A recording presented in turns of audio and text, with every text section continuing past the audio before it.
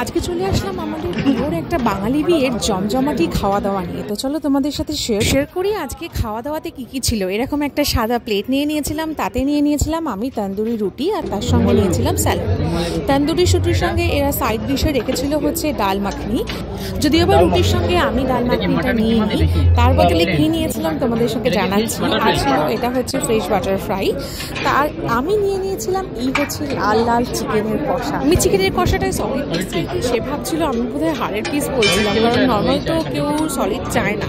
তাই ও আমাকে আবার সেকেন্ড টাইম জিজ্ঞাসা করলো, আমি বললাম না আমি সলিডই বলছি। তো নিয়ে নিয়েছিলাম 3 পিস চিকেনের কষা।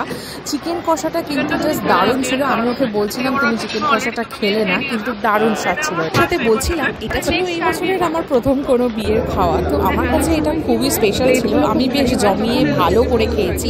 তো আমি খাচ্ছিলাম, তার পাশাপাশি দেখো এনারাও খাচ্ছিল। ও আবার এনাদেরকেও জিজ্ঞাসা করছিল যে খাবার কেমন হয়েছে।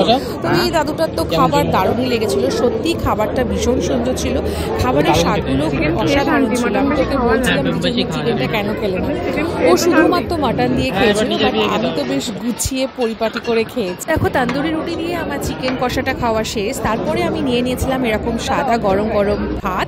এটা ছিল পিস পোলাও। তার সঙ্গে নিয়ে নিয়েছিলাম এটা হচ্ছে লেমন কাতলা কালিয়া। এটাও আমার কাছে খুব ইউনিক আইটেম ছিল। আমি লেমন কাতলা কালিয়া আগে কোনো দিন খাইনি। আর মাছের কালারটাও দারুণ ছিল। আমি আরও বললাম যে আমাকে একটুখানি গ্রেভি দাও, কারণ আমিও একটু গ্রেভিটা স্বাদ করে দেখতে চাইছিলাম। আমি নিয়ে নিয়েছিলাম কাতলা মাছের একটা পেটি পিস। মাছের স্বাদটা কিন্তু দারুণ ছিল, কোনো কথা হবে না বস। যেহেতু এটা লেমন কাতলা কালিয়া ছিল না, কিন্তু লেমনের একটা সুন্দর ফ্লেভার আসছিল। আর তাছাড়া কালিয়ার যে গ্রেভিটা ছিল না, গ্রেভিটা জাস্ট অসাম ছিল।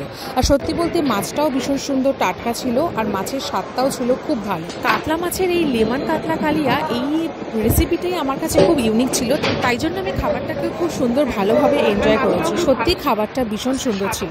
তো চলো কথা বলতে বলতে আমার তো মাছের এই রেসিপিটা খাওয়াটা কমপ্লিট হয়ে গেল।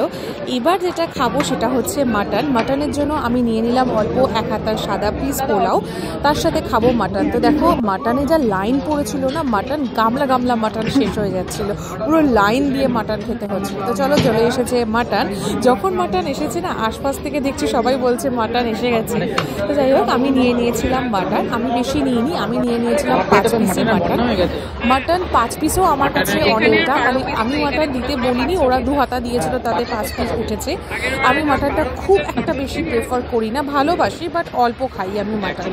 তো যাই হোক মাটনের স্বাদটাও ভীষণ ছিল। দেখো আমি তো ওকে বলছিলাম মাটনটা এত সুন্দর ছিল যে লোকে মাছ আর মাংসের দিকে দেখছেই না, সবাই মাটনের দিকে লাইন দিচ্ছে। মাটনটা খুব সুন্দর রেয়াজি মাটন ছিল, পুরো তুলতুলে একটা মাটন ছিল। মাটনের পিসগুলো ছিল খুব স্ট্যান্ডার্ড একটা পিস।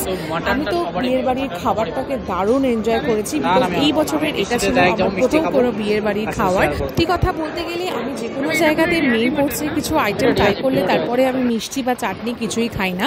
এখানে মিষ্টিও ছিল, 2-3 রকমের স্পঞ্জ রসগোল্লা ছিল, বেক সন্দেশ ছিল, কিন্তু আমি সেটাও কোনোটাই ট্রাই করিনি, বিকজ এই স্বাদগুলো যাতে আমার মুখে লেগে থাকে আর যাতে নষ্ট না হয় তার জন্য।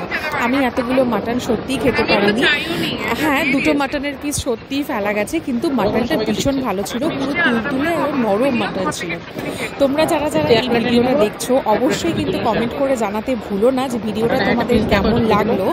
আর আমরা এই বিয়ের বাড়িটাতে গেছিলাম, পুরো খাওয়া দাওয়া থেকে শুরু করে বিয়ের বাড়ির সমস্ত কিছু ডেকোরেশন এই সবটাই ছিল তারাশ্রী ক্যাটারারের আয়োজন। তোমরা যারা যারা কন্ট্যাক্ট করতে চাও অবশ্যই আমাকে জানিও, আমি ওনাদের কন্ট্যাক্ট ডিটেলস এখানে শেয়ার করে দেবো।